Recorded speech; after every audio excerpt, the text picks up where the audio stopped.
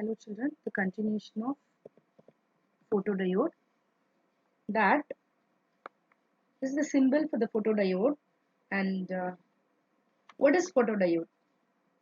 See, it is a PN junction diode which is fabricated with a transparent window so that the light can fall on its junction. Right. Now we'll see the working principle and how the intensity of light which is getting. See, the resistance R which is connected with the series with the reverse biased photodiode. We have to keep the voltage slightly less than the breakdown voltage. When no light is incident on the junction, that time a small reverse saturation current will flow through the junction. This reverse current, because of the dark current, that is the dark current which is nothing but it's a thermally generated electron hole pairs. So because of the reverse current which is due to the thermally generated electron hole pairs. When the photodiode is illuminated with light photons of energy what h nu, which is greater than the energy gap, then the additional to that electron hole pairs are generated in or near the depletion layer because of the absorption of photon. Due to the electric field of the junction, the electrons get collected on n side, the holes on p side, which it will give rise to the EMF. So this set up a photocurrent in the circuit. The magnitude of the photocurrent, which is directly proportional to the intensity of the incident light. See the graph we can analyze. The reverse bias current through a photodiode when illuminated with different intensities we are seeing on the graph. See, when a photodiode is illuminated with light photons, what we said, the energy h nu is greater than energy gap, right? And it is raising the intensity of I1, I2 and I3. By observing the graph, we understand that the reverse saturation current is increases with the increase in the intensity of incident light. See, the measurement of the change in the reverse saturation current gives the value for the light intensity, right? And the uses of the photodiode. See, the photodiode can turn its current on and off in nanoseconds. So it can be used as a very fastest photodetector. So we can use in the optical signals and demodulations of electrical or optical signals, not electrical, optical signals, light operated switches, speed reading of computer punched cards, because it will easily turn on the current the nanoseconds. It will detect in nanoseconds, right? So what is light emitting diode? See, the light emitting diode, we are call it as LED. It is actually heavily doped forward biased PN junction which spontaneously converts the biasing electrical energy to the optical energy, like from the infrared and the visible. Like, see, these are the symbols and the shape of the LED. And the LED, we can say the two symbols, right? Actually, actual shape, which we can see in the third one, that is the cathode and anode, right? So usually that negative leg with right, the shorter lead responds to N or cathode we can say, and the longer lead is P or anode, right? See the forward biased LED we can see how it's working. See the PN junction made from what we said, that translucent semiconductor like gallium or indium phosphide. It's provided with metal contact, and when it is forward biased through a series of the resistance R, the light photons are emitted from the non-metallized surface of the N region. See, the series resistance R limits the current through the LED and it controls the intensity of light emitted by it. See, when the PN junction is forward biased, the electrons are sent from N region to P region. Okay. And the holes are sent from P region to N region. Near the junction, the concentration of minority carriers, which is increases as compared to the equilibrium concentration. That means what? When there is no biasing. So at that time, the concentration of the minority carriers increase. Right. On either side, we can say near the junction, the excess of minority carriers combine with the majority carriers.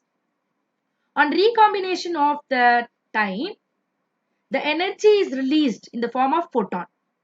The photons with the energy which is equal, or we can say slightly less than the energy band gap or the band gap. Right. See, when the forward bias of the diode is small, the intensity of emitted light is small. As the forward current increases, the intensity of light increases and reaches the maximum. Further increase in forward current decreases, the light intensity will get. We'll analyze the shape of the graph LED. The graph shape of IV characteristics of an LED, which is same and similar to the normal PN junction diode. And as I said, the important features of the LED, that is the color of the light LED, that light emitting diode by an LED depends on the band gap energy, and the intensity of light emitted is determined by the forward current which is conducted by the PN junction. Got it? Yes. Now we'll see the choice of the semiconductor material which is used in the LED. The wavelength of the visible light ranges, which is from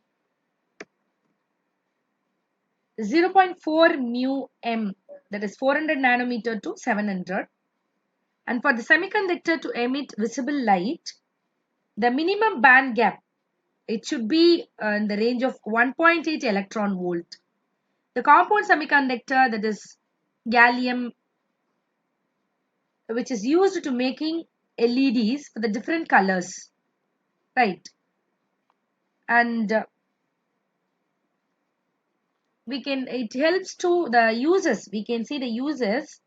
The LED find extensive use in the remote controls, you may see, and burglar alarm systems, optical communications. The extensive research is being done for the developing white LEDs, which can replace incandescent lamp. Right, the digital display of the lights, calculators, cash registers, digital clocks, these and all also they are using the LEDs. Nowadays the wide usage of the LED is there, right? The image scanning, see all those things which the uses of LED. And the LED have the following advantages over the conventional incandescent low power lamps. See, the low operational voltage and less power it's using, and fast action and no warm up time is required for that. The bandwidth of emitted light, which is 100 angstrom to 500, and long life and ruggedness, fast on and off switching capability which is there, right? Solar cell.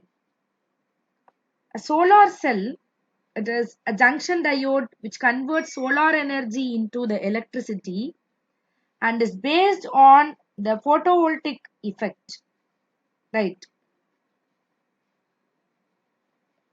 See, the solar cell constructions actually consist of a PN junction which is made from the silicon or gallium arsenic. Here, a thin layer of P type is grown on the N type semiconductor. The top of the P layer, which is provided with a few finger electrodes, this this helps to open enough space for the light to reach the thin P layer, then the underlying PN junction. The bottom of the N layer is provided with the current collecting electrode. How it is working? When light photons reach the junction, they excite electrons from the valence band to the conduction band and leaving behind equal number of holes in valence band. These electron hole pairs generating the depletion region move in opposite direction due to the barrier field. It's creating the barrier field, due to that it is moving in the opposite direction. The photogenerated electrons move towards N and holes towards P. The collection of these charge carriers make P side a positive electrode and N side the negative electrode, so that the photovoltaic or photovoltage is set up across this junction. When a load resistor is connected in the external circuit, the photocurrent flows and this current is proportional to the intensity, right? That way the intensity of light is getting, the current is getting, and these are the point. You may take it as the notes, what I explained, which is there. And in general, we can use the materials used for the fabrication of the solar cells. The fabrication of the solar cells is the semiconductors with band gap close to 1.5 electron volt are ideal materials for this purpose of the solar cells are made with the semiconductors like silicon, gallium. The important criteria for the selection of the material for the solar cell fabrication, it should have the 1 electron volt to 1.8 electron volt of the band gap, and it should have the high optical absorption, that is 10 power 4 per centimeter, and electrical conductivity should be there, availability of the raw materials and the cost factor, depending on all those things the materials are fabricating and choosing. Okay, so what are the advantages of the solar cell? It is actually a pollution free and long lasting. The maintenance is free. Some important uses of the solar cell we can see. They can be used anywhere as a self-generating source of electricity. But the solar cells have the high cost of installation and low efficiency is there. And uses in general, we can see that to charge storage batteries in daily life and every day. And the solar cells are better called the photocells, which are used in the light meters in photography. And some wristwatches also, we know that some hand calculators, this and all is the solar cells as we are using, we may see in that, right? And spacecraft make use of the array of solar cells or the solar panels to provide the electrical energy. Thank you, students.